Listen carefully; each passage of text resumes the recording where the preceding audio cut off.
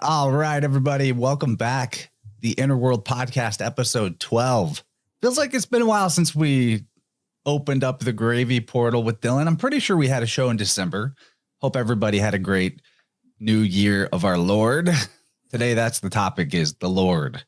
Why is this the title attributed to Jesus and God throughout the Old and New Testament? There's a lot to dive into with this.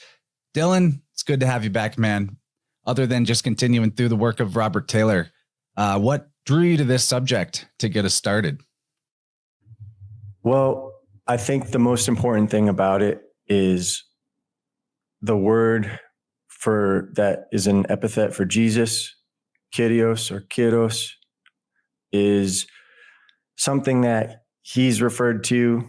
It's a title, if you will, and the significance of that in the historical record from the century that he existed in ties it into the signification of what he is in certain portions of the scripture.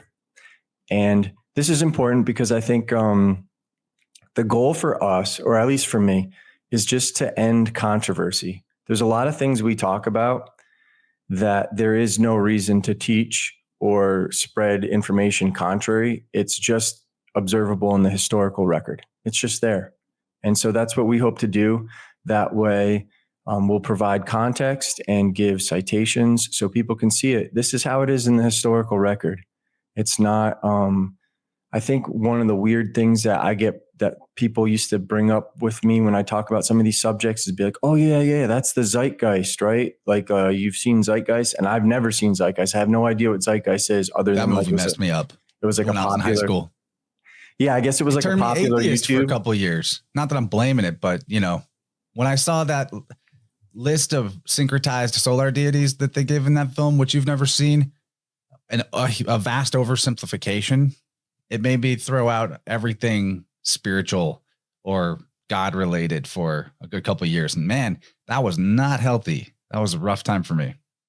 Yeah. And also to preface this, Chance and I, we both have interests in this from different angles, but we share those same interests. Just I'm more heavier on the historical aspects of this stuff. He's really into the philosophy. I like the philosophy behind it, but for me, I'm also using it to try to rectify the chronological record and some of those things. And so none of Which this is hard. That's hard to do. That's why, you can have that side of it. Yeah, I'm really interested in it too. Don't get me wrong. Yeah, no. And like I said, it is interested in learning the philosophy, why they would do this. And one of the best works that I'm going through on my Substack right now, for those who are interested, is learning the roots and the so-called Armanian radicals. But those Armanian radicals can't be demonstrated to be from the kingdom of Amun. It actually, my work supposes that I can demonstrate just as easily as you could suggest it comes from the Orient, I can suggest it comes from Italy, if not more likely Italy. And there's way more to support me in the historical record, or the archaeological record. Now,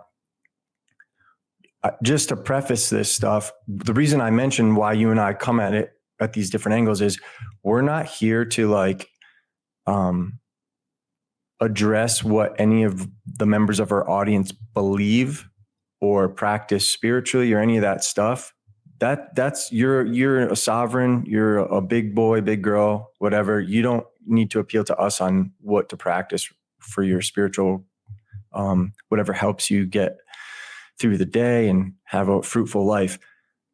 But there is something that does concern me, is when you pass your beliefs off as history, when they are demonstrably not the case. So that's where I would step in. And I don't really care to go to other people's platforms and tell them these things, but I'm assuming you as an audience member had to click something. You had to come into this podcast, whether it's a thumbnail, whether you're a member of Chances or my audience, whatever it is, whether the algorithm shows you something, you still have to click on it. So if there's anything that does upset you and you get touchy about religious subjects, now would be the time to tune out. But if not, if you're open to seeing, the full nature of what's going on with the things that the New Testament and all that stuff purports, you can see very clearly that Some of these things are not even ever meant to be historical. And you can see it from the language if you look at the Greek.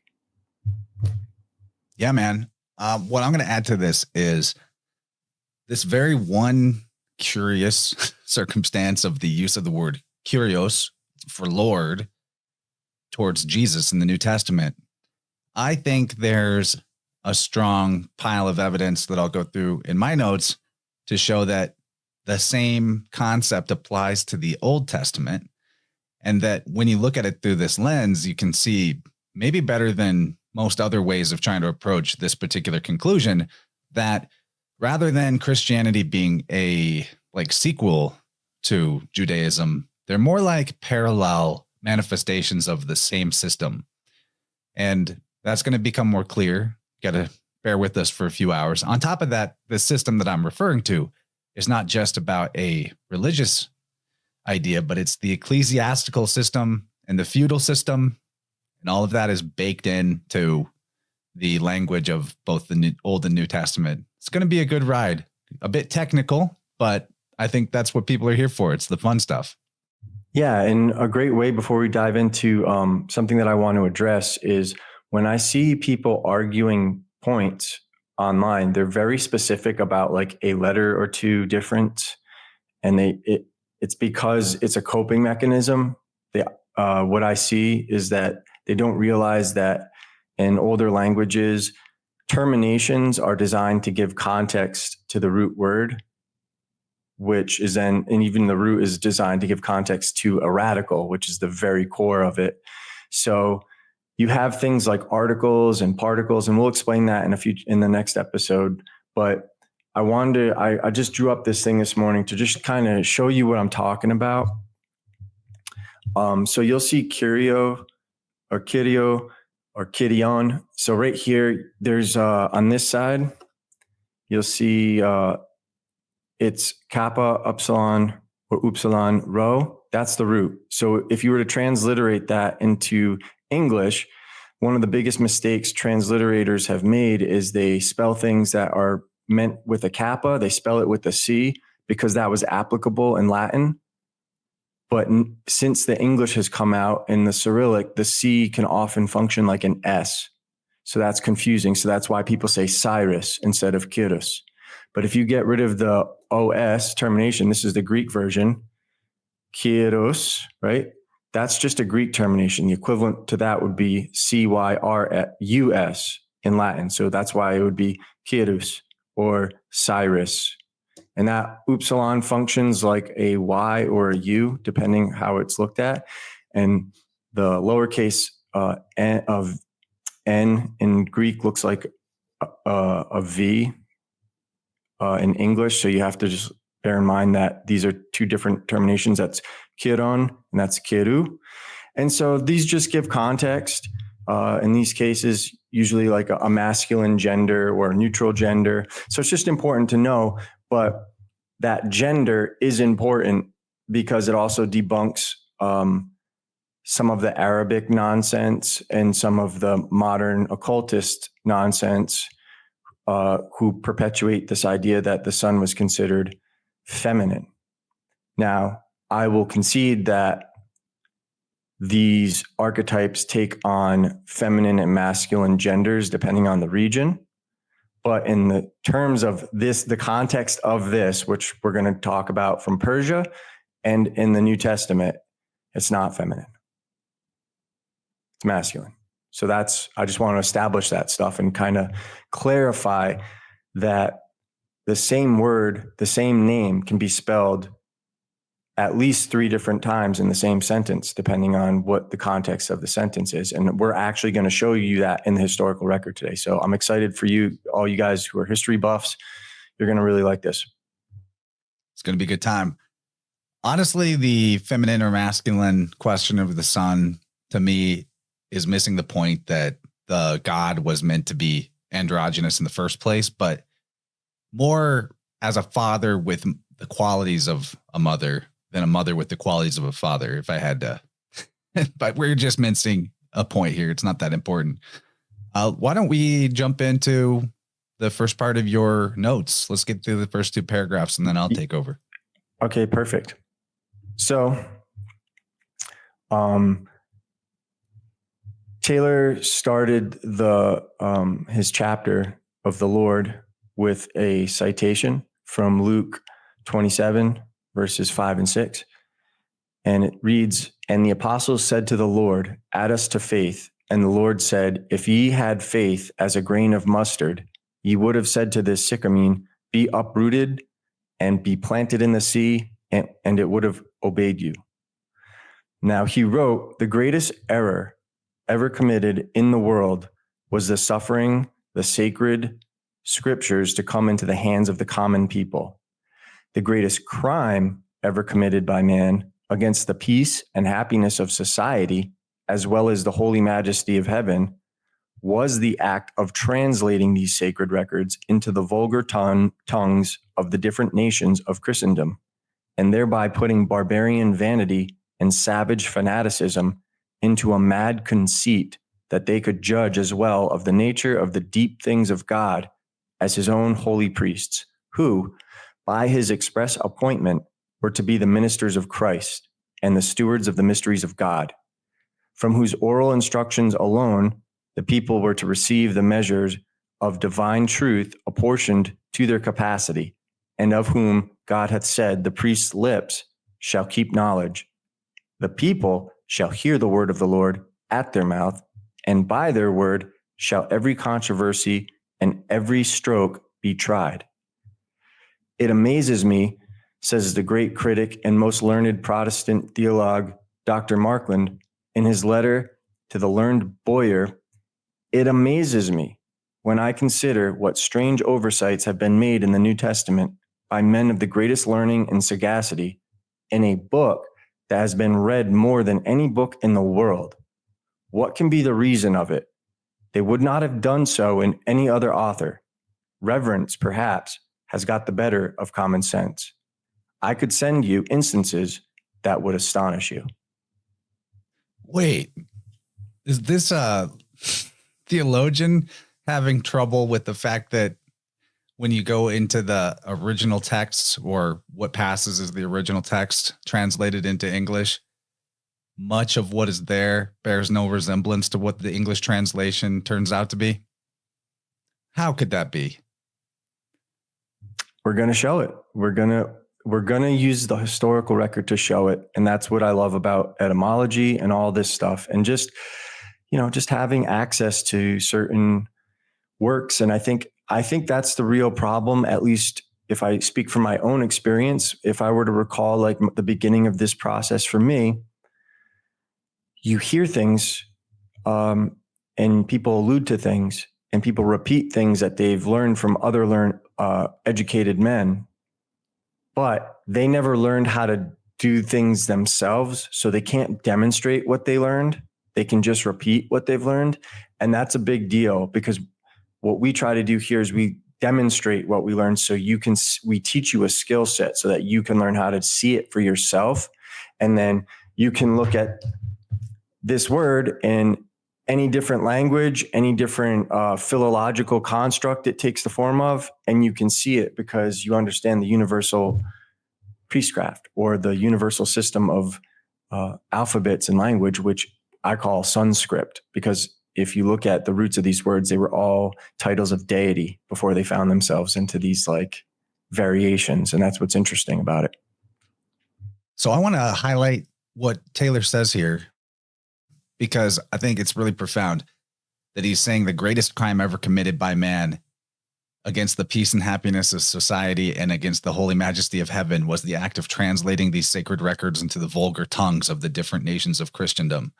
This is not a small claim coming from Taylor, somebody who was quick to point out the criminality of the priest class at large. For him to say that it's actually worse for the scriptures to have been translated into the common tongues than it was for the priests to hold the hegemony of power and literacy of the scriptures to themselves, when he is very clear that they were not a benign, rulership over the world before these translations were made. that is really saying something, that it actually made things worse for people to get the common translations. Yes. And what's really interesting for people, once you learn what some of these words mean and you can read the original form of what they have left,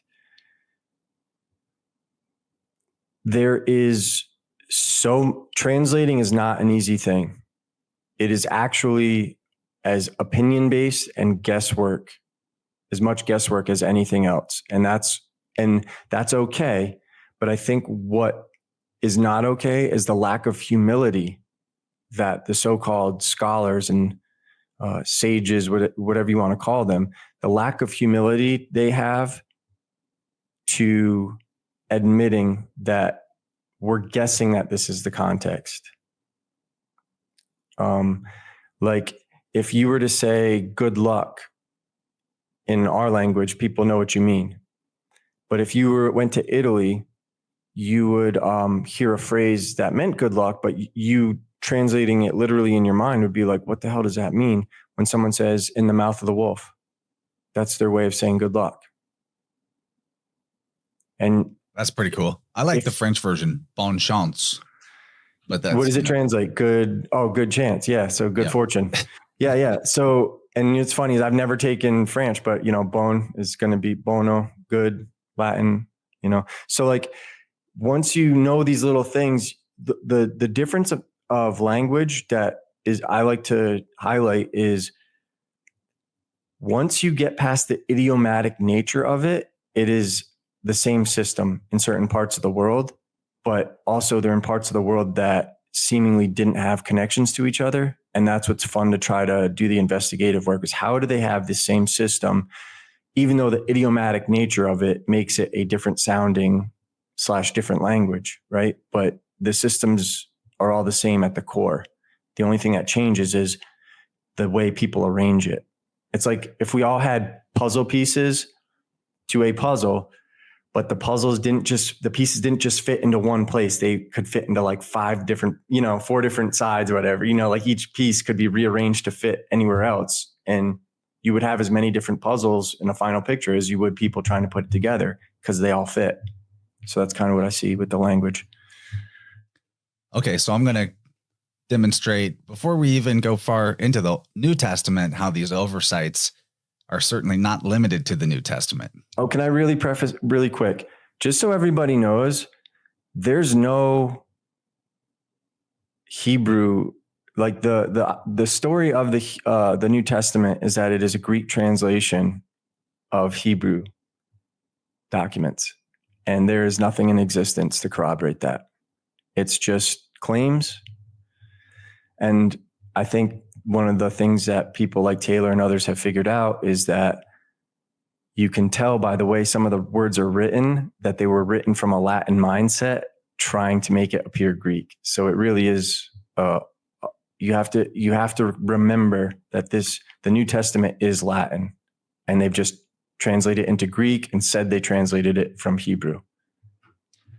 That very well may be the case with the Old Testament too. There does seem to be some intentional obfuscation around which is older, the Greek or Latin, but giving them the credit that maybe they don't deserve, that the Old Testament really did, as is said, come from Hebrew and then was translated by the 70 into Greek, we would still run into the exact same problem. New Testament, you mean? No, I'm talking about the Old Testament. Yeah. The fact that it was written in Greek first and then translated into Hebrew to make it appear. Yes. Yeah. That's gotcha. More likely the case. Although, taking them at their word that it was ancient Hebrew and then translated into Greek, although there's no corroborating evidence for that. We would still run into the ability to make the points that we're going to make here. So the oversights are definitely not limited to the New Testament. In the Hebrew Old Testament, God has many names. Most, if not all of them, are in some way similar or identical to the names that polytheists, aka the pagans, gave to their gods. Godfrey Higgins, my man, Anacalypsis, get you some. This is an essential book right here. He explains why this is not realized by most modern Bible readers. Quote, to disguise this, the translators have availed themselves of a contrivance adopted by the Jews in rendering the Hebrew into Greek, which is to render the word Yad-He Vav-He, or I-E-U-E, you, and several of the other names by which God is called in the Bible by the word Kyrios, or Lord, which signifies one having authority, the sovereign. In this, the Jews were justified by the commandment which forbids the use of the name you. But not so the Christians, who do not admit the truth and evident meaning adopted by the Jews. Thou shalt not take the name of you, thy God, in vain. And therefore they have no right, when pretending to give a translation, to call God by any other name than that in the original, whether it be Adonis, or Yea, or you, or any other. The fact of the names of God being disguised in all the translations tends to prove that no dependence can be placed on any of them. The fact shows very clearly the temper or state of mind with which the translators have undertaken their task. God is called by several names. How is the reader of a translation to discover this if he finds them all rendered by one name? He is evidently deceived. And in that, think about how unfortunate it is for somebody who doesn't know how to read these languages and see the form of them. You're just reading it from English, and so you're trusting that the translations are accurate. And so, no, God said this, God said that. Well, which one? Was it Yova or Jehovah, as people call it, or Yahweh, as people call it? But it's actually Yova, or in Latin, Hova, which is, everybody knows, is an epithet for Jupiter. Was it Yah or Adonai or Elohim? Elohim or, Kyrios? Shaddai? Could be Shaddai.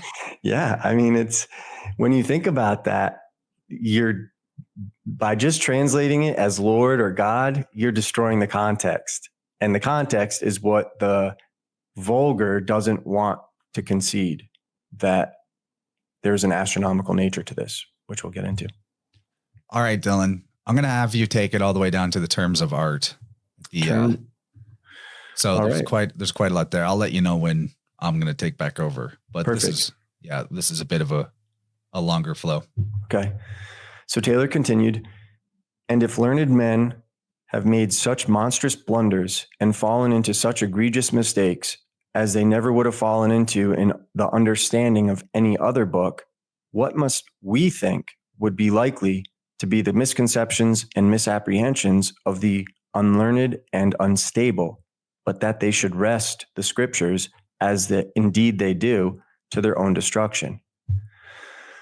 Or where need we seek farther for the reason of all this than that reason which the scriptures themselves assign, that, quote, even to this day, when the scriptures are read, the veil is upon their hearts, according as it is written, God hath given them the spirit of slumber, eyes that they should not see, and ears that they should not hear, unto this day. Again, Taylor continues, the shrewdest, the quickest, the cleverest, in every other respect, men who, in the reading of an ordinary lease or title deed or will that might affect their claim to temporal property, would not let a word, nor a syllable, nor a dot, nor a comma escape their criticism. Who would sift and resift, weight and weigh again, every possible sense that every noun, pronoun, verb, participle, adverb, conjunction, preposition, or interjection of such a document would bear, will read their Bibles with their eyes shut. Oh, vertiginous. But it's true. And that's what I was hearkening back to with the beginning of this, when I was trying to show how people infight over all these little variations of like spellings and all that stuff, but they're not, that is also blocking them from understanding the context and the historical record. So Taylor continued, well then. Let me make a point. Go ahead. That when it comes to reading scriptures, it really does require the type of almost legalistic interpretation that you would approach a legal document with, not just a my feelings interpretation. I think Taylor makes a really good point that there's a relationship here, because these scriptures are actually basically, the original legal documents. Do you still swear on the Bible in the courtroom today? Yep, I'm glad you mentioned that. And that's one of the reasons why this is significant, is when you think about this, it's not just what people believe. It's something that has been foisted on our society as a literal foundation or bedrock of our legal system. And that's dangerous if you're going to perpetuate it as history. Anyway, he continued, well then, if men may be so monstrously deceived as thus, it may be asked, how can moral certainty or any knowledge of the past be endured be insured to man? How can it be possible to arrive at any truth whatever?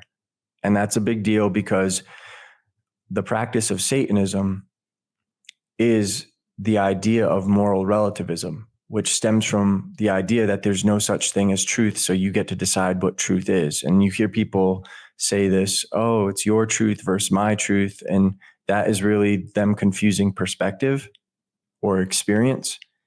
But truth could be boiled down into one word, which is facts. And that's it. He continued, and on this principle of proving, as you would be ashamed not to apply in the ordinary business of life, a sensible man would pause first and insist on receiving a perfect satisfaction as to what such words as the Lord and the apostles respectively mean, and from what sources and authorities their meaning is derived, and how it has come to pass that in these mystical and double meaning books called spells or charms of God, or God's spells, these technical terms, the Lord and the apostles, are played off upon us with such a flinging familiarity, as if it were a thing to be taken for granted that everybody must know who lords and apostles were. And if this familiarity in the use of these terms without any farther exposition of them, the resulting proof is, as that proof would be received in a court of justice with respect to the authenticity of any other writings in the world, that these writings could not possibly have been written before the notion of the Lord and the apostles was fully made up and universally established in the world. And that's really important, because another thing that people don't have humility in that I've noticed is dating of documents, dating of artifacts. It is as much guesswork as anything else, and it requires this type of logic. Like, how could somebody be writing about the Lord and the apostles, dating it to a time before the Lord and the apostles was fully accepted and made up and universally established in the world? You know what I mean? Or how could somebody completely unknown in the world become famous throughout the whole world in 1 year of teaching? I mean, if he had, maybe they had TikTok. It was like first century TikTok, and then, they lost the technology, but it's a painful process to get it back. But we'd go back in a nanosecond. Anyway, Taylor continued, neither then could this gospel according to St. Luke, that is, not by St. Luke, but according to St. Luke, as God only knows who he was, have been written as the basis of Christianity, inasmuch as there is not a single sentence in it but what supposes the whole mysterious system already fully established and entirely prevalent before this gospel was written, even to such an universally as that its most esoteric and peculiar terms and phrases might be used without any apprehension on the part of the writer that his readers would want to know to whom they referred. Assume any terms of art to be used with great familiarity in any treatise, whatever, and you have, in the familiar use of those terms, a chronological demonstration that treatise could not have been written before the general understanding of mankind was fully possessed of significancy of those terms, and the art to which they belong sufficiently apprehended and understood. Do you want to jump in or you want me to keep going? Well, that's exactly where I want to jump in. This is huge. I mean, to reiterate here, he's saying they wouldn't have been written the way they were written and able to be understood if the particulars of what these words meant in social context did not already exist. So he's pointing at the fact of something that he does a great job throughout the whole corpus of his work, demonstrating that whatever the Roman Church did was to basically, you could say, commandeer or build on top of a system that already existed in some degree of universality before Jesus. And that's huge. Can I just add a little detail to that? Because one of the things that people fight over is that the church then is not the church now. And there was a takeover with Constantine and all that stuff. But you always have to remember that prior to the claims of the Dead Sea Scrolls, which, you know, it's like retroactively trying to prove your historical record that you've been claiming for 2,000 years, there was no evidence of anything and no manuscript extant pertaining to the Gospels prior to the 6th century AD. So what you're seeing is this may not even be a Roman church thing, like a Roman, it may not be like a European thing, but a Byzantium thing,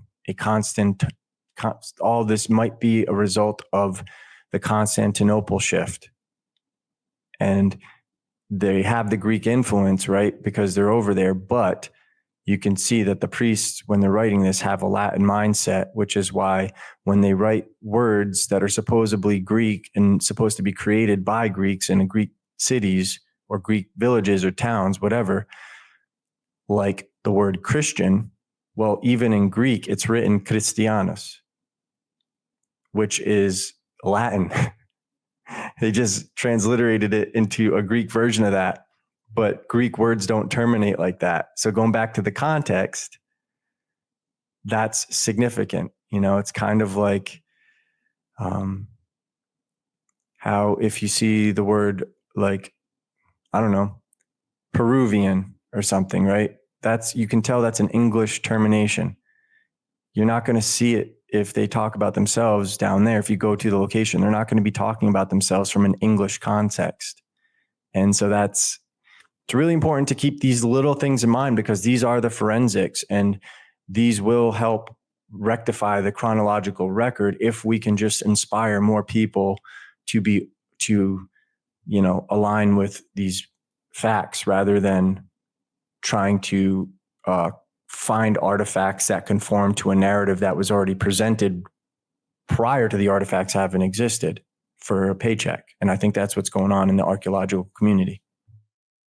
Yeah, I was just kind of flipping through this giant book to find a passage that I remember from Higgins where he says something along the lines of how all of the ancient ruins were converted to Christianity, like the ruins themselves. And I want to really zero in on the terms of art as Taylor is bringing up where you just left off. In legal speech, terms of art are words or phrases that have specific meaning with a certain domain or profession. They are particularly important to legal practice, and you can also consider terms of art to be professional jargon. Doctors, lawyers, insurance companies, any area in which legal liability is a major concern in particular is going to have a multitude of different terms of art. To repeat Taylor's point, the usage of such technical jargon in the scriptures demonstrates a chronological significance to their appearance. A likely reason we see all of these connections between different eras and areas, versions of the priestcraft, is because the terms they used, regardless of local language, are indeed terms of art, known and understood only by those of the profession of the priests, and that should they ever migrate, they would understand the usage of their system in the new region they arrived at. Legal speech, or terms of art, is the opposite of what we like to think of as living language and what that does. That over time, the usage and meaning of words can slip and change. In my opinion, the employment of dead languages by the priesthoods is something that allows them to use a system that is preserved and wielded for long periods of time without as much corruption. And mystically speaking, it may be relevant to the maintenance of power differentials of the nobility and the priesthood over the common people, that the former are able to say what they mean and understand each other's terms of art with less confusion. Although it may be an inversion even to call one a dead language and one a living language, because the languages that change and slip over time in the tongue of the vulgar are, in one way of looking at it, that is more of a dead language because it doesn't maintain itself. It's not the same thing anymore. What it was has died and become something new, or it's a reborn language. But Latin is still alive today in much the same form as it was a long time ago. There's a lot of examples of precedent for this point of dead languages and the ruling class. And you can find them in some of the major empires of history, at least according to the mainstream historians. Take them at their word. The old Babylonian period from 2000 to 1600 BC, allegedly, was a time that the Akkadian and Babylonian magi, or astronomer priests, were the only people fluent in the older Sumerian language, which was not spoken, but was written and understood by the literati, or the literate magi. In the same way, Hebrew is said to have been a dead language for centuries. After around 200 BC, I don't think that it was alive before 200 BC, but that's beside the point. It was not revived as a spoken language until the late 19th century. That's how young Hebrew is, but was still the primary language of Jewish religious texts and literature before that. Sanskrit is the same thing. Basically, there's no native speakers of it, but it's used by the Brahmin caste. And obviously, the most obvious example is the usage of Latin by the Catholic Empire, not understood or spoken by anybody but the learned elite and the priesthood. And I'm pretty sure there's more examples than that, but those are the obvious ones, and they make the point. So in the same way that the terms of art protect and obscure the workings of the legal system, or the doctor's jargon creates an aura of superiority that invites credulity from his patients, the use of the dead. What doctors even do this? They they diagnose you with something that has like a Latin sounding name. It's the same, the whole hospital system is this built on the exact same system that the legal system is and the ecclesiastical feudal system. They're actually just wings of the same thing. Absolutely. So the use of dead languages by the priesthood, whether in the form of the doctor or the lawyer, or the magistrate, it preserves the hieratic secret of letters from the vulgar or profane, and it theoretically slows down the gradual creep of interpretive errors that are brought about by the translation of scriptures into the more mutable common tongues. So I wanted to bring that up because when we're discussing the use of this term Lord, as we go forward, understand that this is a term of art. This is a legal speech term, and it's going to be really clear as we eventually proceed through all this.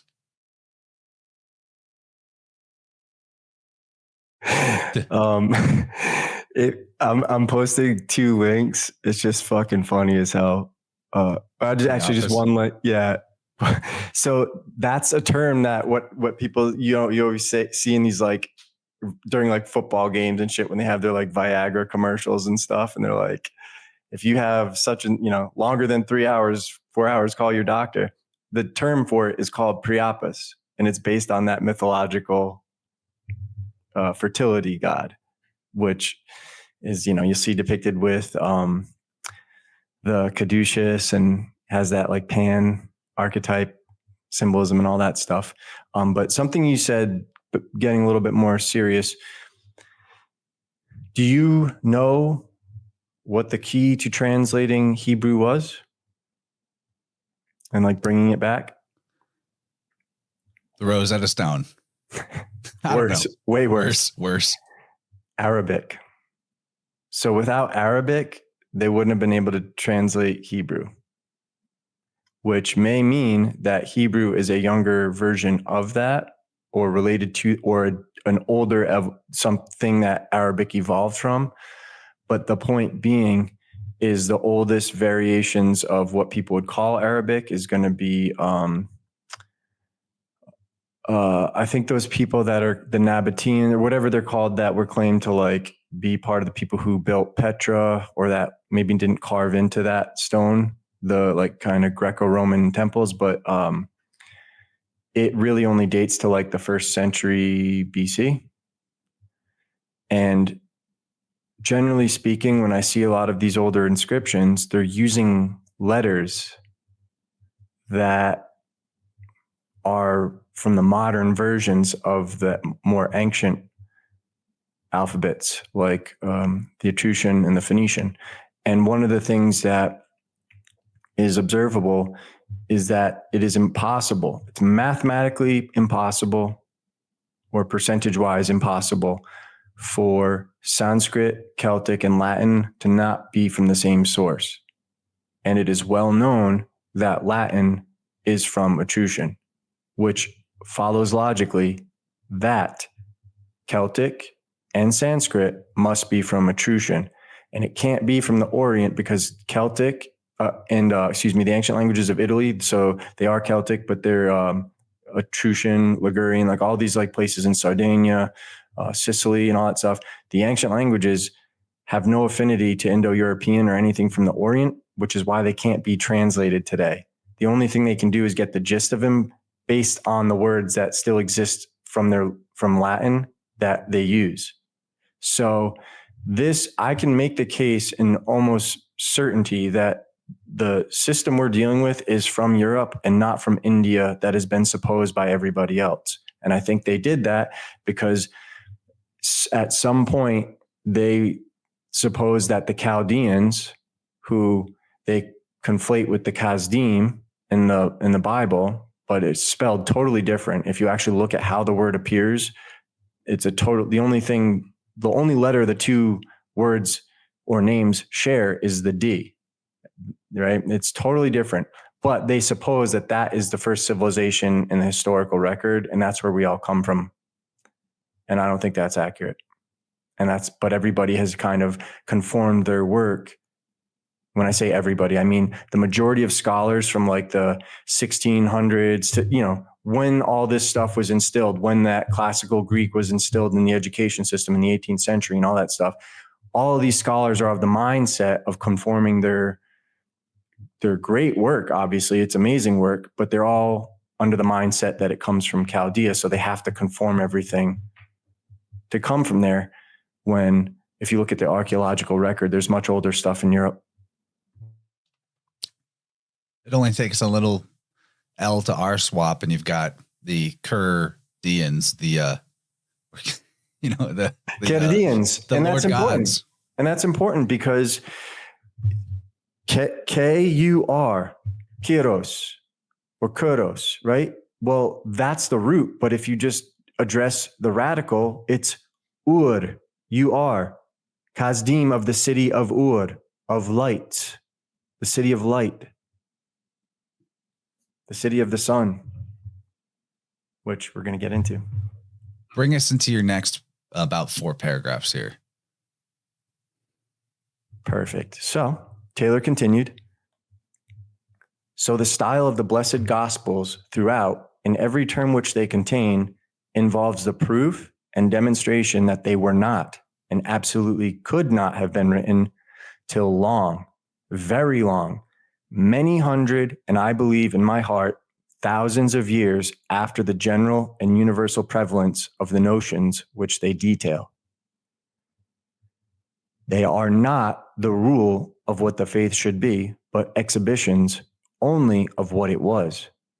Christianity is not founded upon them, but they are founded upon Christianity.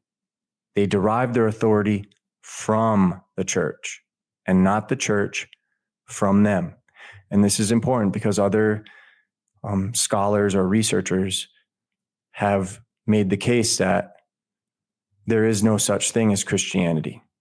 there is and only has ever been the church. And that's pretty intense when you think about that. But when you study this from a forensic level and you leave the emotions and the beliefs at the door, the details lead you into a different direction than what we were taught. And that's for sure. He continued, any other records, whatever. He's saying the scriptures do not derive their authority from the church. When he's saying he's talking about the scriptures. The scriptures derive their authority from the church, not the church from the scriptures. That is complete inversion of what people tend to believe. So wanted to just highlight that. Yeah. In other words, the life of Jesus comes from the ecclesiastical record, not from the historical record, right? They didn't look at the historical record and learn about Jesus and all his great work and all that stuff, and then try to conform their system based on the tenets he taught. But rather it looks like they created these tenets and then created these historical accounts to say, see, this is why you need to follow these tenets. It's very bizarre. Anyways, he continued, any other records, whatever, which the church had adopted, would have been as sacred and as holy as these holy writings by virtue of that adoption. And I'll answer for it, that good Christian people would have found them quite as comfortable to their souls and as answerable to the spiritual cravings of the inner man. For blessed be God, the spiritual appetite of our immortal souls was never very delicate in its choice of what it fed on. The term, the Lord, even in the plain English ear, if that ear hold any communication with a mind within, in its most ordinary acceptation, leading the idea, as it does, to its great reference to the Lord God, the Jehovah God of the Old Testament, must assure us that it could not have appertained to, nor be meant to designate any human being whatever. But the term apostles is hold up there. Oh, go ahead. Let's hold up there.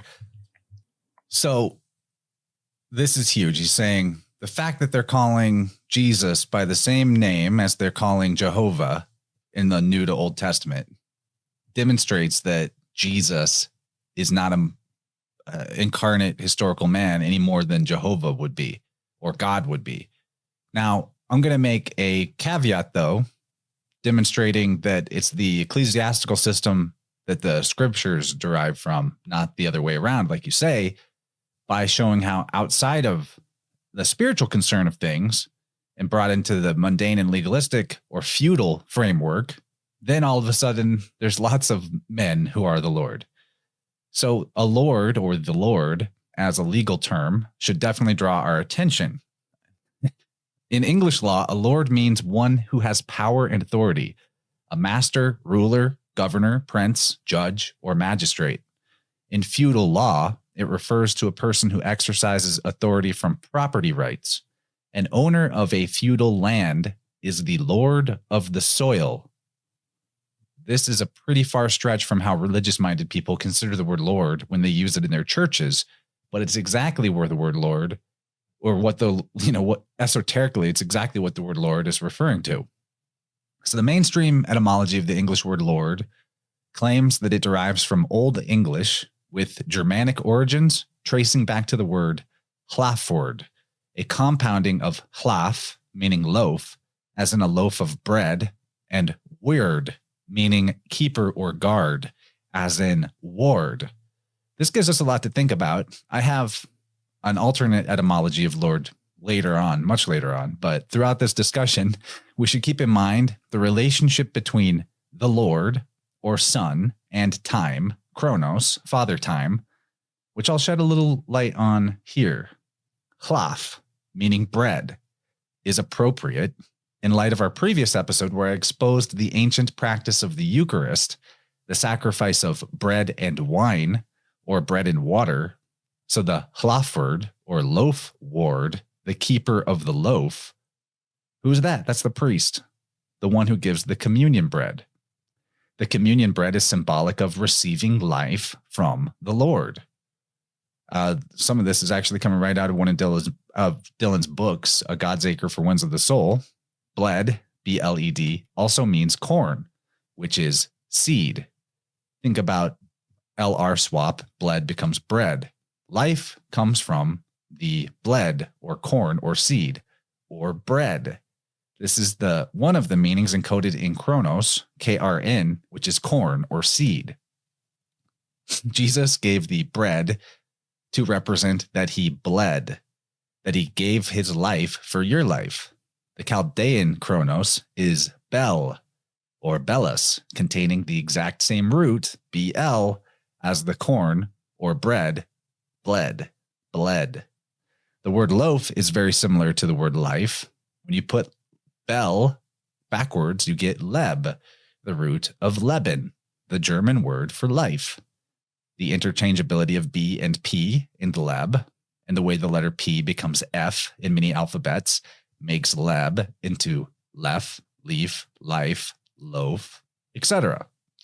Bel, with the B swapped to F again, and the L swapped to R, becomes fur or far, the Latin word for corn. Leb, with the B to P swap, or loaf with the F to P swap, gives us the loop of the Latin word for wolf, lupus. And this is where I think we get to the more ancient aspect of this. The Etruscan god Shuri, or Eta, or Soranus, from which we get Hades, Dis, Pluto, and the like, was represented wearing a wolf's head, and his priesthood was called the Hirpi Sorani, literally the wolves of Soranus. The word Hirpi meant wolf in the Velascan language of southern Etruria, allegedly, but the Latin Hirpi later came to mean goat. Just an interesting point. Another worthy point here is the demonstration of the letter swap from G to W in the word weird or ward of the compound word hlaford, which is a synonym with guard, ward, guard, G to W. See what I mean? Just like the name Guillermo is the Spanish version of the name William. And don't forget, too, when we're talking about weird, just in a different spelling, what is that? It's a Anglo-Saxon word, which is the concept of fate or destiny, the fates. To be, and actually, according to the etymology, it's supposed to come from a root that means to become. So that is going to be significant later when we start talking about, well, what the heck does Yadve or Yad He Vav He mean, or He Vav He mean? What might thus the word Kyrios or its root Kuro actually mean, apart from what we've been, or in a more ancient sense than what we've been given in these just titles for God. So there's a lot there. Might go listen to that again, but the Lord as the loaf guard, the giver of the loaf, I think that's a pretty fantastic etymology demonstrating, that it's related to the ancient priesthood, especially that we now know from the previous episode that the communion is way older than the Romish church, way older. And here you see, I'm showing you how Kyrios is also, if you just look at the root and the interchangeability, the philological interchangeability that you'll see it in different cultures. Kyrios, we say series, but Kyrios. It's just the female archetype of the sun, the queen of the grain, if you will. And real quick, I don't know why I either forgot about this or I just revisited it or I just learned it for the first time and it just kind of made sense. I'm like, oh yeah, it's so funny. I can't believe I never really harped on that. Do you know what the female equivalent of Lord is? Lady? Yeah, lady. So we say lady still, but it has totally cheapened it's totally been diminished, Whereas we don't say, hey, what's up, lords, to guys, right? But we do say, hey, ladies, how you doing? You know what I mean? So it's it's this weird thing. So when you see an archetype called lady, that is she is your Lord. And it's very important not to forget that context because our modern language cheapens it so much. Yeah, I haven't even really dove into the etymology of lady, but the first thing that comes to mind, anything that starts with an L, is to just swap it to an R.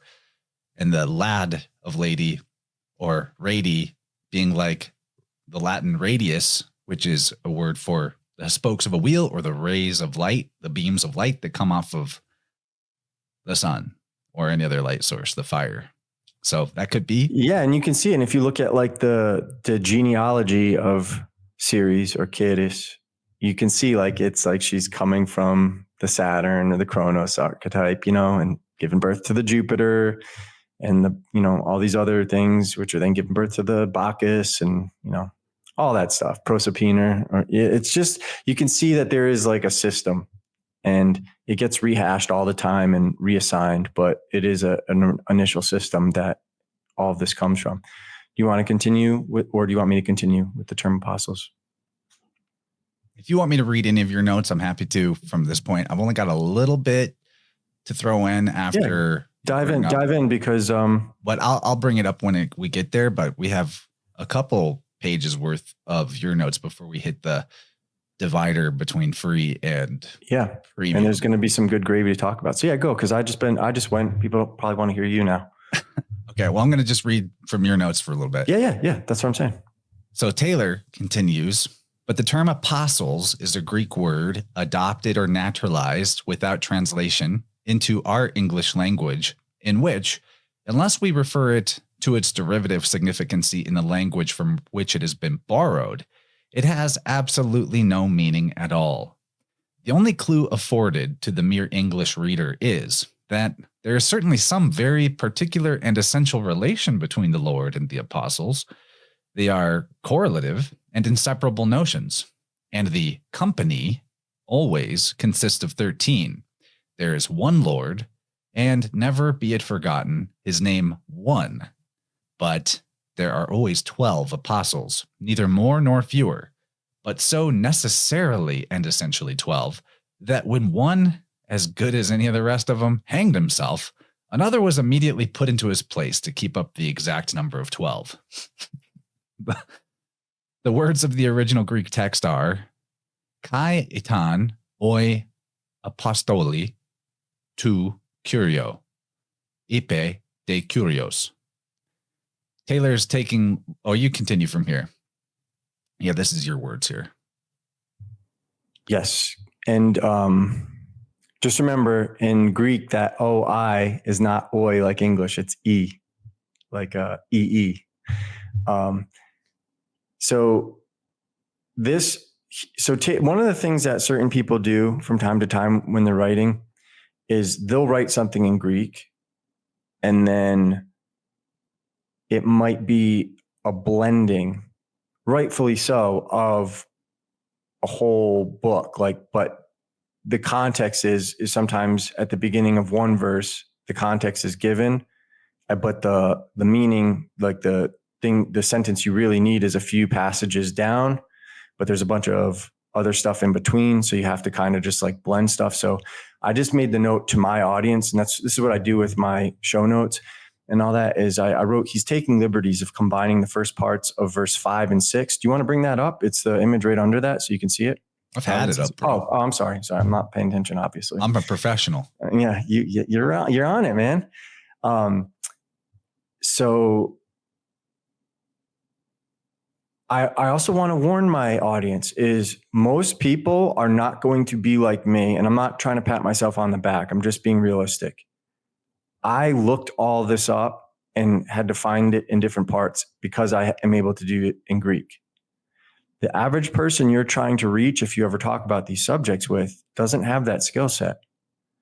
And so when you do things like this, you and I think have both been burned enough times in the past by taking some kind of information from an author, taking it for granted, and later finding out they were wrong about that.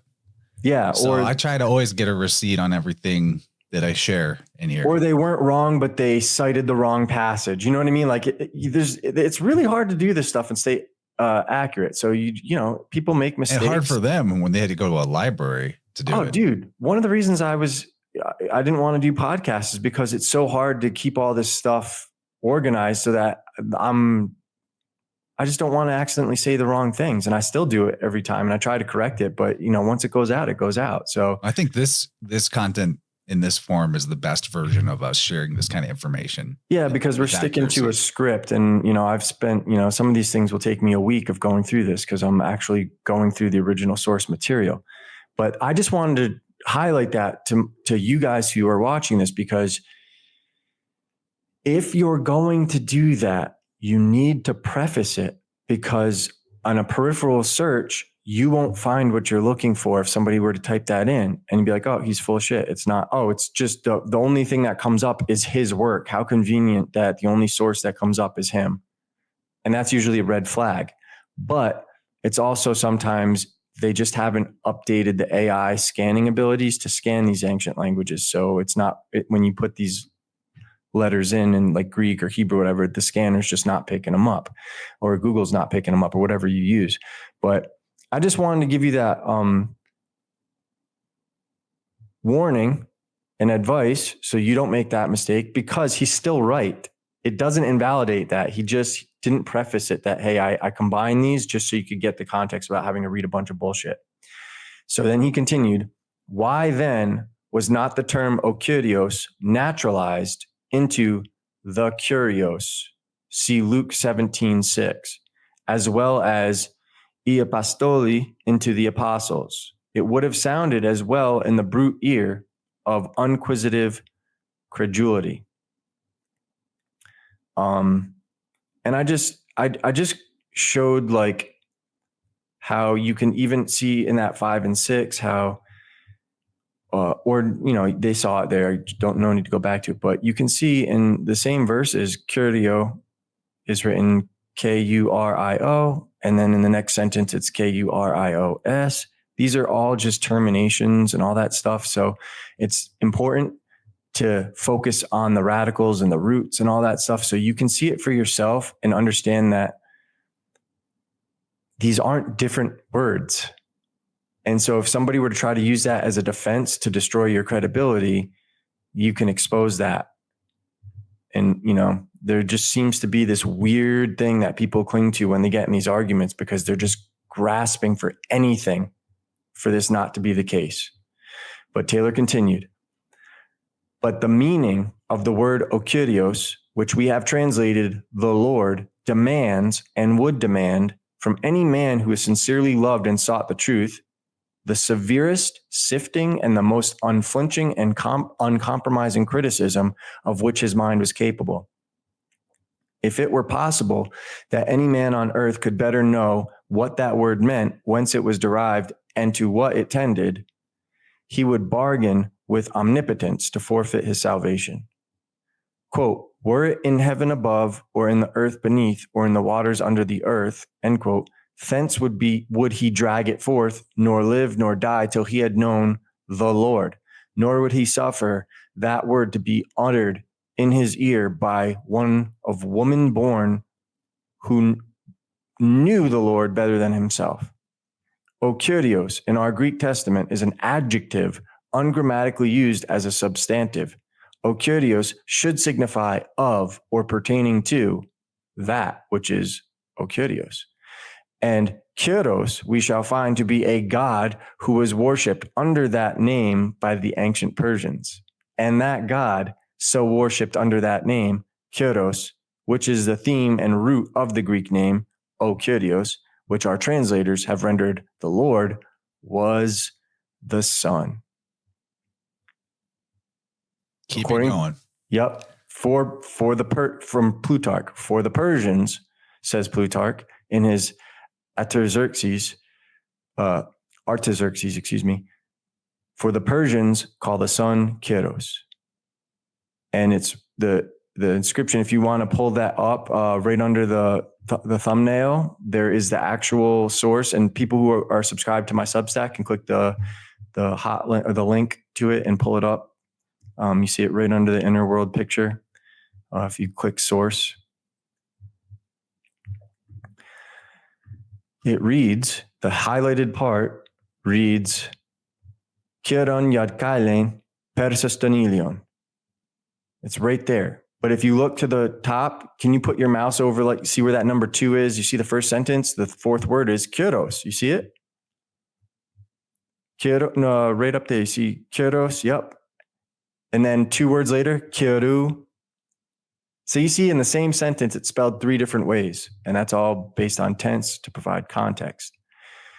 Now, what that translates as literally is the Persians call helion, which is Helios. Again, these are Greek terminations to signify masculinity, right? Ilion, Ilios. They called Ilion Kyron. Notice how Kyron is essentially Chiron. Are you able to see the sanctum scriptum, the holy script? And Ctesias, the ancient historian of Persia, informs us that Kyrios, the Meri, who was expressly designated by Jehovah in the 45th of Isaiah by the titles given to Christ in the New Testament, received that name of Kyrios, as derived from the name of the Son. So why is Jesus and Kyrios being called the same word? And that scholar he was referring to wrote, Kai Titheta to onoma otu apo tu iliu, which signifies it is, or translates as, and it is named after the Son. So Taylor continues with the citation, thus saith the Lord to his anointed, to Kyrios, whose right hand I have holden to subdue nations before him, which is but a repetition of the similar idea of the 110th Psalm. Yahuwah said to Adonis, or Yahuwah said to Adonis, which our translation renders, the Lord said unto my Lord, sit thou on my right hand until I make thine enemies my footstool. But look at how Lord and to my Lord is rendered. Can you pull that picture up so people can see it? It's right there. Psalm 110:1. So you see where it says Yahweh in English, right to the left, that's Yehovah, right? So that's correct. There's no reason to translate the Lord. That's Jove, Jupiter, said to my Lord. If you remove that particle, that lamed, you see it's just Adonai. Right there. Adni. Adonis. And it just becomes such nonsense to make it in English. The Lord said to my Lord. Like, what? Yeah, and it's like, and again, it's one of those things that it changes the context. And even if you can try to make sense of that by translating it in English, you're changing the context, which is then going to change the meaning. And then if people are saying that this is the word of God, you're going to send them off into the world, and they're going to be constantly trying to spread the good news and share this information with people, and they're going to be wrong. It's unwittingly or wittingly, maybe intentional, because some people think it is intentional and claim that it is, but the people who are doing this, they are unwittingly being made to bear false witness in a sense. And that's what I think is so horrible about it is, most people don't want to actually speak lies, And later biblical scholars are going to take the book of Isaiah that is being referenced earlier in your notes here, where Kuros or Cyrus is being referred to, clearly talking about the incarnation of a savior to come soon that gets attributed to the Persian emperor Kyrios or Kuros, who is the one who is said to have freed the ancient Hebrews from their Babylonian captivity. So obviously a savior liberator figure. And then they're going to say that that's actually talking about Jesus. It's not talking about who. It's clearly talking about the Persian Kyrios. And why would there be more than one savior? Is because this is they reuse this idea over and over again, and it's there's a system to it of periodical reincarnations of this savior. Yeah. Yes. Yeah. And the context, which we're going to show again, can you just scroll down to Luke 20:42 and pull that up? It's like the next one. Again, this is the context. And by the way, Luke is an exclusively Latin name.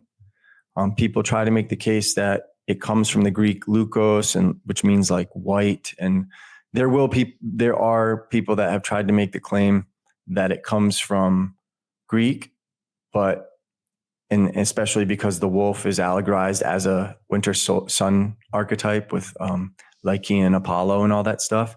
But Luke in that context is Lycos, and then there's one that's like Leu, and I get that, but for context, when you start looking at the archetypes and stuff, it harkens back to a Latin origin, in my opinion. Are you talking about Luke 17:5 or 17:6? No, 20:42. It was right below the Psalm 110 that you just did.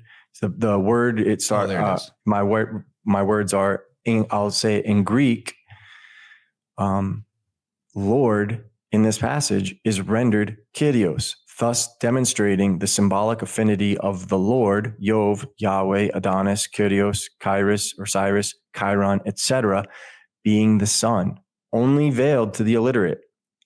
The historical record just demonstrated, and that's allegedly from circa 72 AD from Plutarch. The Son was called Kyros by the Persians, or Kyrios. It's the same word. And the reason I spend so much energy on this is so that you guys who are watching us, and you ladies and lords, you get motivated to learn these alphabets. It's just boring and a pain in the ass for the first, till you get it. But once you can see it, then there's no controversy or conflict. And once you know where to go to cite the sources and provide citations, then you can say, so did the Persians call the son Kyros or not?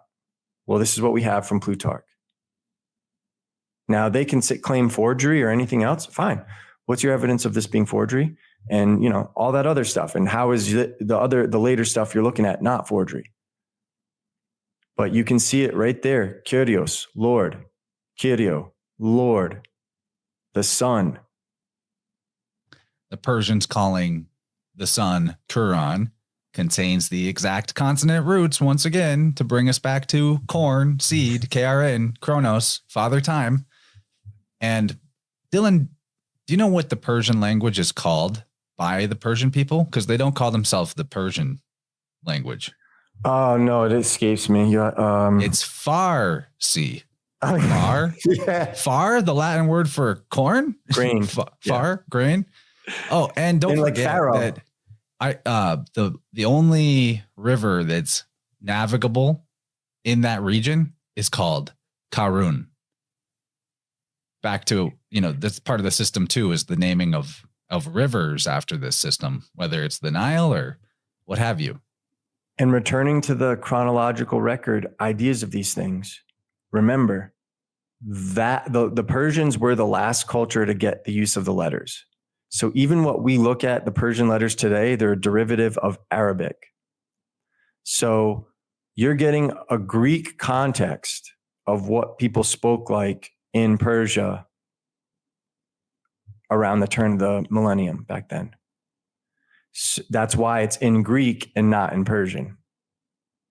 And that is also a chronological thing that I would put one of many dots or one of many details that I would file away as an indicator of youth, not antiquity.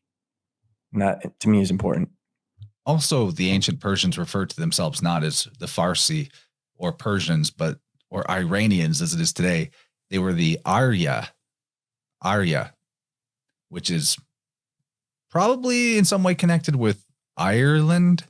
I mean, we still have it in the name of the Persians, Iran. Also, I thought it was interesting that the ancient Farsi word for time is Yamene. Ya, Manu, Yamene. It's basically the first man in the flood hero or lawgiver, the Lord Manu, Yamene. That's the word for time. So, or the manes of the Roman mythos, the spirits of the dead. Just a side weave there. Yeah, that's where demones. Yeah. All right, Dylan, carry us through to the end of your free section and notes. We got a lot to do for our actual supporters. Perfect. So Taylor continued, though we sometimes find this infinitely important word Kyros written Kyris, Kuris, but still with reference to the sun, the Adonis of the East, as Hesychius, the great critic of the 3rd century, expressly states, Kyris, O Adonis. That is, Kyris is Adonis, as that Adonis was the sun, the name Adonis being compounded of the two words ad and on, being the title of the supreme being, the protos ton proton, the first of the first, or the Most High, and On, the Egyptian name for the sun. Among the Eastern nations, Ad was a peculiar title, always signifying and referring to the sun as being preeminently the one, or the alone. And this is the derivative sense of that word holy, and of those phrases, holiness to the Lord. Now, the Hebrew in this text that Taylor gave was not accurate, but holy in Hebrew would be Kodesh. But think of it, I think he meant Echad, or which meant unity, which I'll demonstrate. And that's Hebrew, or the Ios, which looks like Agios, Agios of the Greek, the Sanctus of the Sabines, and the Sabines are going to be like that wolf people in southeastern Italy that Chance was kind of referencing, and ultimately the solus or soul of the Latins. All these words signify the oneness or unity of the Godhead. Hence the Apollo literally signifying. Well, stopping there about solus real quick. Mm-hmm. K sounds can become S sounds in philology. So Kuros, Soros, which is a solar title as well. Like they still call a particular cycle that the sun goes through the Soros cycle. And then of course, R to L, Soros, Solus, the one. Or Cyrus or Sirius, which might be where Osiris came from. They were just their way of saying Kyrios. Okay, pick up at Apollo there. Sorry, I try to mute myself and I sometimes misclick. The Syrian, Chaldean, and Egyptian nations, for the greater reverence, doubled the word. Go back up. Hence the Apollo, literally signifying the one, apart and separated from the many. We didn't get that in. Gotcha. Yes, and from many, one. That's the idea of the fasci or the fasces. The Syrian, the Chaldean, and Egyptian nations, for the greater reverence, doubled the word ad, which was their way of forming the superlative degree, and made Adad, the one. And you find that very name ascribed by the Moses of the Old Testament and the Christ of the New, to the supreme Jehovah. Here, O Israel, Yahuwah, our Elohim, or Elohim, is Yahuwah Akkad. And if you want to show that for people, you can, so they can look at it, but we'll keep going. On the other end of the paywall, we'll talk more about this double syllable business, such as demonstrated with Adad. And so Taylor continued, but the Greeks and Romans, not content with doubling the word that expressed the one, from still greater reverence, tripled it and sung to the tune, the one. Holy, holy, holy is the Lord. While by the three ones, they still meant only one, and thus made a trinity in unity and a unity in trinity, without intending it, both Father, Son, and Holy Ghost, never having meant more than one God and one Lord, and that Lord God was the Son. Thoth, or Thut, the Egyptian name for the sun, was the root of the Greek word theos. Now, it's important to note that it just looks like TOT in Greek, or THOTH in some renderings. And if you look at Celtic people and people in Europe, a lot of them would pronounce that as, they don't say the TH, they say tree. So tree, tria, trios, it all pertains to three, Troy. Taylor continued, and Kyros, or Kyrios, or Cyrus, the Persian name for the sun, was the root of the Greek word Kyrios, the Lord. Again, nor is the meaning even of our English words, the Lord, as the translation of the Greek O Kyrios, so entirely disguised, but that a man who would attend to the meaning of the words might find out what the deity is, and that is worship under the name the Lord, even in the collects of our own common prayer book, as in that of St. John the Evangelist. And that will take us to the end of our free section. Click the link. The link to the full podcast will be in the description below, wherever you see this. And we appreciate you being here, and we're excited to get into it. Yeah, we've not even actually covered off half of what we've got, so it's going to be good. This was the warm up. And if you enjoy what you've seen here, it's obviously worth every small amount of investment that is asked for the premium content. I mean, my Patreon's $8 a month, barely asking for anything. I think Dylan's comparable, somewhere around that range on his Substack. I think both are worth being subscribed to because you get different content beyond just this from each, but you only have to support one of the two of us, fine gentlemen, to receive the full Inner World show. And if this is the first Inner World you're catching, go back and check out the original 11 episodes before this, because they all build on each other. And I'm excited, even, as much preparation as we do, and even having access to Dylan's notes before we start. He doesn't have access to mine. Still, when I hear him go through it, as we're discussing it, I get revelations just pop up as we go. Like what Dylan just said about Thoth or Teut, and the Irish not being able to say THs, and they say it like tree instead of that just brought to mind even more weaves and gravy about the other meaning of this word hey vav hey, or yad hey vav hey, related to oppression and grieving.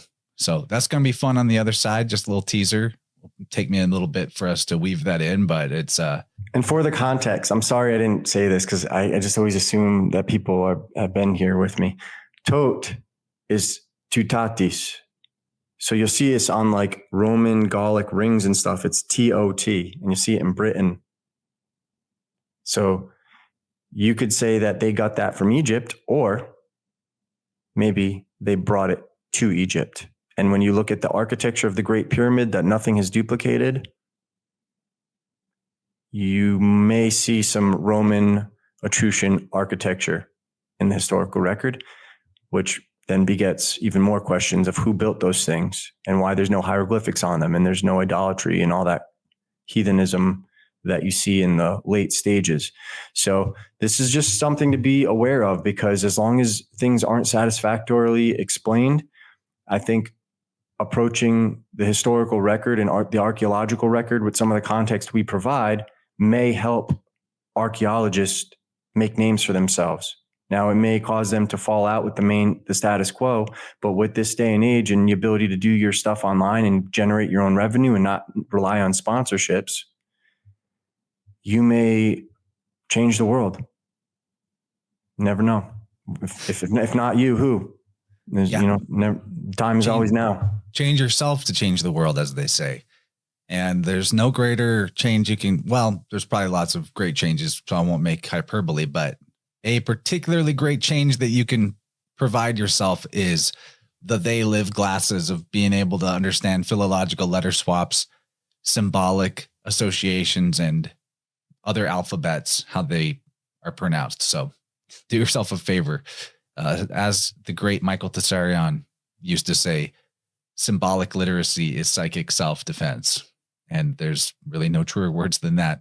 Okay, this is great. See you guys on the other side. Thanks for supporting everybody that's going to join us on part 2. And Dylan, looking forward to it.